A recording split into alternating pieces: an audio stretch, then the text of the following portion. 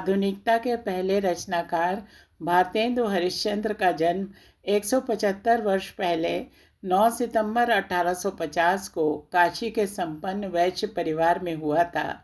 उनके पिता गोपाल चंद्र एक अच्छे कवि थे। गिरधर दास उपनाम से कविता लिखते थे। 1857 में पहले भारतीय स्वतंत्रता संग्राम के समय भारतेंदु हरिश्चंद्र की उम्र 7 साल की थी।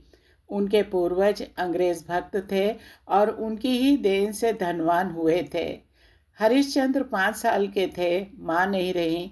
10 वर्ष के होते होते पिता भी नहीं रहे। उन्हें बचपन का सुख कभी नहीं मिला। विमाता के कारण उनकी परवरिश अपनी ननिहाल में हुई।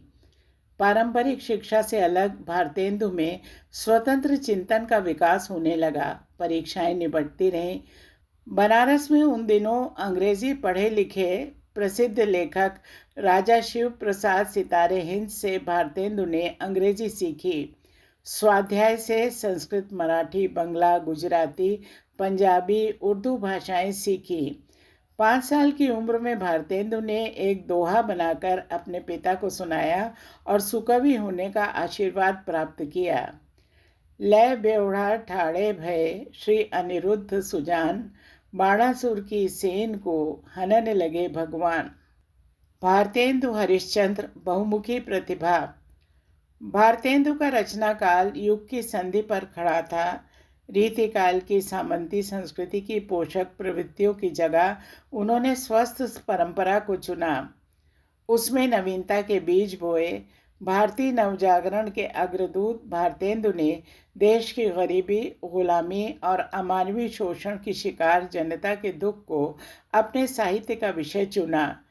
हिंदी को राष्ट्रभाषा के रूप में खड़ा करके ब्रिटिश शासन की शोषक छवि को सामने लाने के कारण उन्हें युग चारण माना जाता है। भारतेंदु का लेखन प्रकाशन। हिंदी पत्रकारिता, नाटक और कविता के क्षेत्र में भारतेंदु हरिश्चंद्र का बेहद मूल्यवान योगदान रहा। 15 साल की उम्र से ही उन्होंने लेखन शुरू कर दिया था। 18 साल के थे जब कवि वचन सुधा का प्रकाशन आरंभ हुआ। इसमें उस समय के बड़े बड़े विद्वानों की रचनाएं छपती थी। 20 साल की उम्र में भारतेंदु ऑनरेरी मजिस्ट्रेट बनाए गए। 1868 में उन्होंने कवि वचन सुधा, 1873 में हरिश्चंद्र मैगजीन और 1874 में स्त्री शिक्षा के लिए बाला बोधनी पत्रिकाएं निकाली। साहित्यिक संस्थाएं भी शुरू की। उन्होंने 25 साल की उम्र में 175 ग्रंथों की रचना की। 1867 में भारतेंदु ने हिंदी नाटकों की शुरुआत बांग्ला के नाटक विद्या सुंदर के अनुवाद से की। नाटक पहले भी लिखे गए, लेकिन खड़ी बोली में लगातार अनेक नाटक लिखकर भारतेंदु ने इस विधा को मजबूती से खड़ा किया।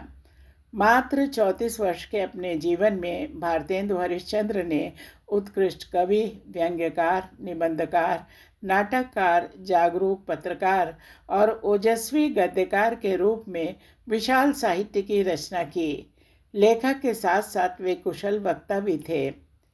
आचार्य रामचंद्र शुक्ल लिखते हैं, भारतेंदु हरिश्चंद्र का प्रभाव भाषा और साहित्य दोनों पर गहरा पड़ा। उन्होंने जिस तरह गद्य की भाषा को परिमार्जित करके उसे बहुत ही चलता, मधुर और स्वच्छ रूप दिया, उसी प्रकार हिंदी साहित्य को भी नए मार्ग पर लाकर खड़ा कर दिया। उनके भाषा संस्कार की महत्ता को सब लोगों ने मुक्त कंठ से स्वीकार किया और वे वर्तमान हिंदी गद्य के प्रवर्तक माने गए। छोटे से जीवन की इन विशाल उपलब्धियों ने भारतेंदु को हिंदी के आधुनिक साहित्य का पथदर्शक बना दिया। उन्होंने अंग्रेजी शासन के छद्म न्याय, जनतंत्र और सभ्यता के परखचे उड़ा दिए। उनकी इस देन की प्रशंसा करते हुए डॉक्टर रामविलास शर्मा लिखते हैं, देश के रूढ़िवाद का खंडन करना और महंतों, पंडे, पुरोहितों की लीला प्रकट करना निर्भीक पत्रकार हरिश्चंद्र का ही काम था। साहित्यिक योगदान।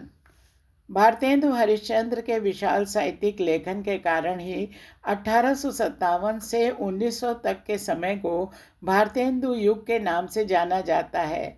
आचार्य रामचंद्र शुक्ल लिखते हैं, भारतेंदु अपनी सर्वतोमुखी प्रतिभा के बल से एक ओर तो पद्माकर द्विजदेव की परंपरा में दिखाई पड़ते थे, तो दूसरी ओर बंग देश के माइकेल और हेमचंद्र की श्रेणी में। प्राचीन और नवीन का सुंदर सामंजस्य भारतेंदु की कला का विशेष माधुर्य है। प्रमुख रचनाएं: मौलिक नाटक वैदिकी हिंसा हिंसा न भवति, पांचवें पैगंबर, प्रेम जोगनी, भारत दुर्दशा, श्री चंद्रावली, विषस्य विश्वमौषधम, अंधेर नगरी, नील देवी। अनुदित नाट्यकृतियाँ: विद्यासुंदर, पाखंड विडंबन, धनंजय विजय, कर्पूर मंजरी, भारत जननी, मुद्रा राक्षस, दुर्लभ बंधु। निबंध संग्रह: कालचक्र, लेवी प्राण लेवी, भारत वर्षोन्नति कैसे हो सकती है, कश्मीर कुसुम, जातीय संगीत, संगीत सार, हिंदी भाषा, स्वर्ग में विचार सभा। काव्य कृतियाँ: भक्त सर्वस्व, प्रेम मालिका, कार्तिक स्नान, वैशाख महात्म्य, प्रेम सरोवर, प्रेमाश्रु वर्षण, जैन कुतूहल, प्रेम सत्सई श्रृंगार, प्रेम माधुरी, प्रेम तरंग, उत्तरार्ध भक्तमाल, प्रेम प्रलाप, होली, विनय प्रेम पचासा, संस्कृत लावनी, मुँह दिखावनी, उर्दू का स्यापा, जातीय संगीत, रिपुनाष्टक। कहानी: अद्भुत अपूर्व स्वप्न, यात्रा वृत्तांत, सरयू पार की यात्रा और लखनऊ। आत्मकथा: एक कहानी, कुछ आप बीती कुछ जग बीती। उपन्यास: पूर्ण प्रकाश चंद्र प्रभा। प्रमुख विषय: भारतेंदु जी की खूबी थी कि एक तरफ ईश्वर भक्ति और प्राचीन विषयों पर कविता लिखी, वहीं उन्होंने समाज सुधार, राष्ट्र प्रेम जैसे नए विषयों को भी अपनाया। उनकी रचनाओं में अंग्रेजी शासन का विरोध, स्वतंत्रता के लिए चरम आकांक्षा और जातीय भावबोध की झलक मिलती है। सामंती जकड़न में फंसे समाज में आधुनिक चेतना के प्रसार के लिए लोगों को संगठित करना उस जमाने में एक नई बात थी। भारतेंदु के साहित्य और विचारों ने उनके समय के रचनाकारों और बुद्धिजीवियों को झकझोरा। उनके आसपास राष्ट्रीय भावनाओं से भरे लेखकों का एक ऐसा समूह बन गया जिसे भारतेंदु मंडल के नाम से जाना जाता है। भारतेंदु मंडल के प्रमुख साहित्यकार थे प्रताप नारायण मिश्र, बालकृष्ण भट्ट, बद्री नारायण चौधरी, ठाकुर जगमोहन सिंह, अंबिका दत्त व्यास, बाल मुकुंद गुप्त। भारतेंदु हरिश्चंद्र ने अपने काव्य में तमाम सामाजिक समस्याओं का चित्रण किया। समाज में व्याप्त कुरीतियों पर तीखे व्यंग्य किए। महाजनों और रिश्वत लेने वालों को भी उन्होंने नहीं छोड़ा। चूरन अमले जो सब खाते, दूनी रिश्वत तुरंत पचाते, चूरन सभी महाजन खाते, जिससे जमा हजम कर जाते। राष्ट्र प्रेम से ओतप्रोत एक उदाहरण: भारत के भुजबल जग रक्षित, भारत विद्या लही जग शिक्षित, भारत तेज जगत विस्तारा, भारत भय कंपित संसारा। यमुना की शोभा का अद्भुत चित्रण: तरनी तनुजा तट तमाल, तरवर बहु छाए, झुके कूल सो जल पर सनहित मनहु सुहाए। भारतेंदु ऐसे लेखक थे जो 7 दिन 7 रंगों के कागज पर लिखते थे। बहुत अलग ढंग था उनके जीवन जीने का। भारतेंदु की भाषा: भारतेंदु के समय में राजकाज और सम्भ्रांत वर्ग की भाषा फारसी थी। वहीं दूसरी तरफ अंग्रेजी का वर्चस्व भी बढ़ रहा था। साहित्य में ब्रजभाषा का बोलबाला था। फारसी के असर वाली उर्दू भी चलन में थी। ऐसे वक्त में भारतेंदु ने लोक भाषाओं और फारसी से मुक्त उर्दू के आधार पर खड़ी बोली का विकास किया। आज जो हिंदी हम लिखते बोलते हैं वो भारतेंदु की ही देन है। यही कारण है कि उन्हें आधुनिक हिंदी का जनक माना जाता है।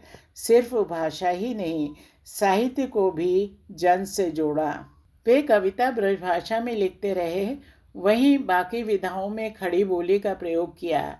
इसीलिए उन्हें आधुनिक खड़ी बोली गद्य का उन्नायक माना जाता है। उनके गद्य की भाषा सरल, व्यवहारिक और मुहावरेदार है। भारतेंदु हरिश्चंद्र ने लगभग सभी रसों, छंदों और अलंकारों का प्रयोग किया। केवल हिंदी के ही नहीं, उर्दू, संस्कृत, बांग्ला भाषा के छंदों को भी अपनाया। साथ ही उन्होंने कजली, ठुमरी, लावनी, मल्हार, चैती जैसे लोक छंदों का भी प्रयोग किया। साहित्य में स्वभाषा प्रेम का सूत्रपात। आज भले ही नई हिंदी की बात हो रही है, मगर हिंदी तो नई चाल में 1873 में ढली थी। भारतेंदु हरिश्चंद्र ने लिखा था कि हिंदी नई चाल में ढली और हिंदी को इस चाल में ढालने के लिए उन्हें सिर्फ 10 साल का समय मिला। इन 10 सालों में भारतेंदु ने जो हिंदी की सेवा की, उसने इतिहास रच दिया। वे हिंदी में नवजागरण का संदेश लेकर आए, भाव, भाषा, शैली में नयापन और मौलिकता लाए। आधुनिक हिंदी के जन्मदाता होने के साथ ही हिंदी में नाटकों का सूत्रपात भी उन्हीं की वजह से हुआ। वे अपने समय के ऐसे साहित्यिक नायक थे जिन्होंने तमाम प्रतिभाशाली लेखकों को पहचान दिलाई। हिंदी की उन्नति का उनका मूल मंत्र था, निज भाषा उन्नति लहे, सब उन्नति को मूल, बिन निज भाषा ज्ञान के, मिटे न ही एको शूल।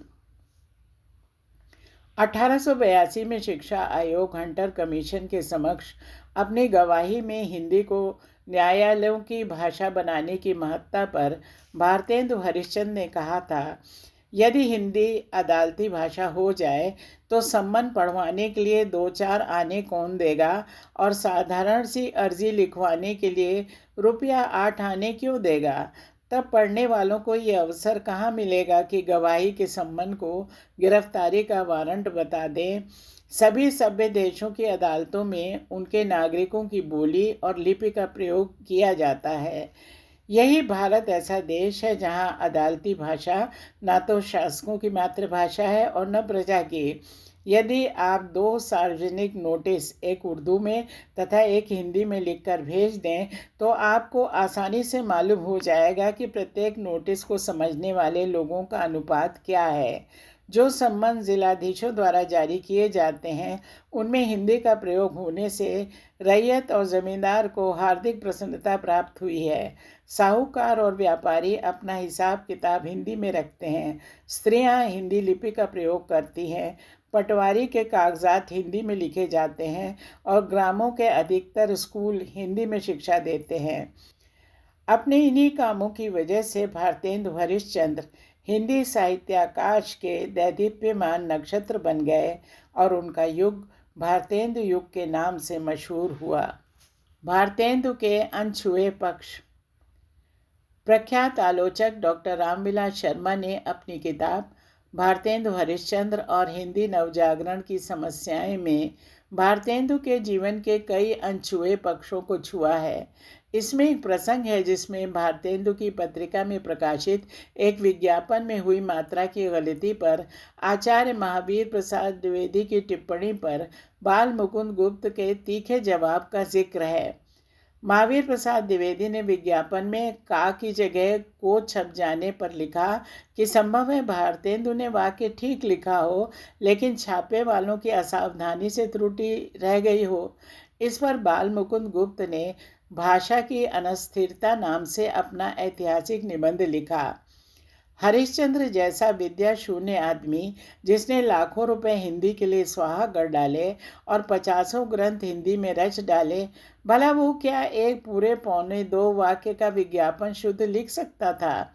छापे वाले कभी नहीं भूले, हरिश्चंद्र ही भूला, क्योंकि वो व्याकरण नहीं जानता था।